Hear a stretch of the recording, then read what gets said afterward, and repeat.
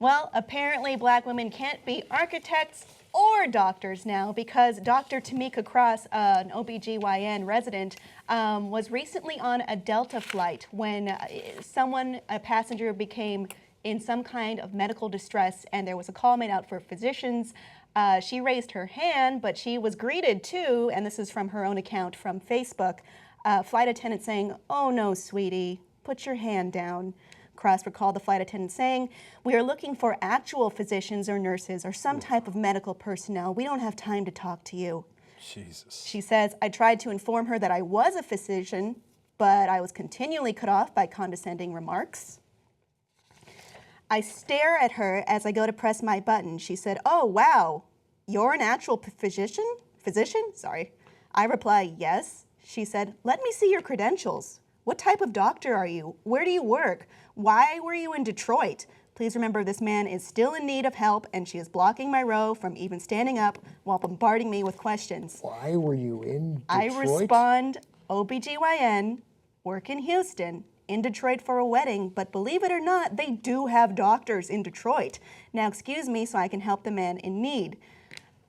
So after a while, what she called a seasoned man said that he was a doctor, and she was told they no longer needed her help.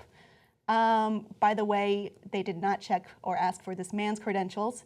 And then later, sometime later, the flight attendant came back to Dr. Cross and was asking for more help, if she could help with the situation. Despite being angry about how she was treated, she did help because, again, this was not the passenger who's in medical distress's fault. This is the flight attendant, and his is the life that's in some kind of danger. It's not made clear what kind of medical distress this was.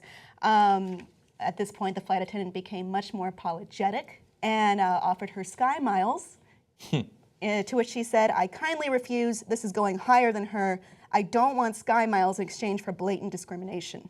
Well, first of all, let's be clear. It depends on how many sky miles we're talking about. Well, she actually the doctor, the white guy who they had asked the black female doctor for advice during the actual incident. Oh, it was the doctor? Yeah. Okay. And that's part of the reason why, and other Delta personnel got involved. That's Yeah. part of the reason it seems that the original Delta That's why flight the whole- attendant apologized. Yeah, that's why. Yeah. Because when she saw him going to her. You mean so the doctor, the guy who looked like the doctor The on Yeah, TV seasoned- in they said 1966, Quote, validated seasoned himself. man. he was like, "I could use your help because Yeah. I could use another doctor." Yeah, because here." doctors Yeah. carry around badges like cops and everybody, Right. even when you're off duty, saying, "Hey, Yeah. you know, I'm an MD." Well, he respected her enough, or was smart enough to respect her enough. Yeah. Because he's a doctor. He knows that there are doctors of other races. So- I just really want to ask sometimes, what do people think that black people do? I don't think we got, there's lawyers, there's judges, there's doctors. I get so mad sometimes because it's like reading this and then someone's like, "Oh, there he goes playing a race card again." No, I'm not playing a race card. I'm playing my life. I'm telling you what I've seen, what I've gone through. I just spent a week and a half in Mississippi where my father's from, and it's like I felt like I went back in time again 30 years ago, and this was last week. And it just Why were you in Mississippi? so my father. Are there doctors Why were you in But Detroit? there? it's like you can't be educated. And you can't. It's for the same reason.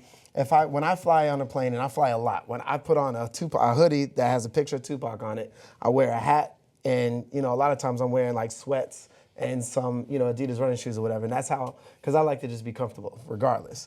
But if someone asks me a question, or there's been a few times where I may run into either if it's someone famous and we're talking, people are then looking at me like, "Oh, I don't have to be scared of him." Like I've gotten that feeling, and I understand. I'm 6'1.5". I'm 250, so I get it. I'm not a small guy, but at the same time, it's just I notice so many other things that people don't notice because you didn't grow up the way I grew up. So when I'm walking down the street in New York City, I see the purses changing like this, without a doubt or anything else, and people are like, "Oh, you're reaching." Like, no, I'm not reaching. Like, I've seen this shit for 35 years. Excuse me.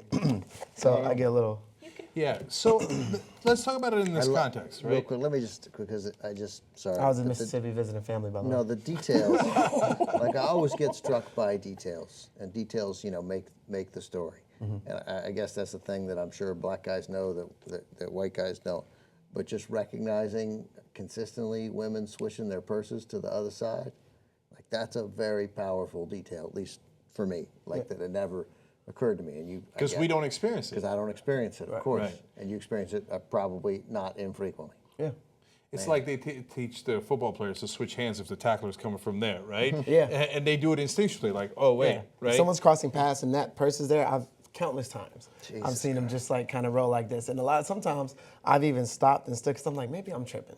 And then you kind of just see it go back to the natural, to whatever natural position, whether if they're right or left, but it's more of those, okay, because I mean, there are people that do snatch purses and stuff, but I mean, I can buy you a Birkin bag if that's what you want. Like, I don't need to snatch your purse. Right. You know? And so That's a 10 grand minimum bag, I'm just saying.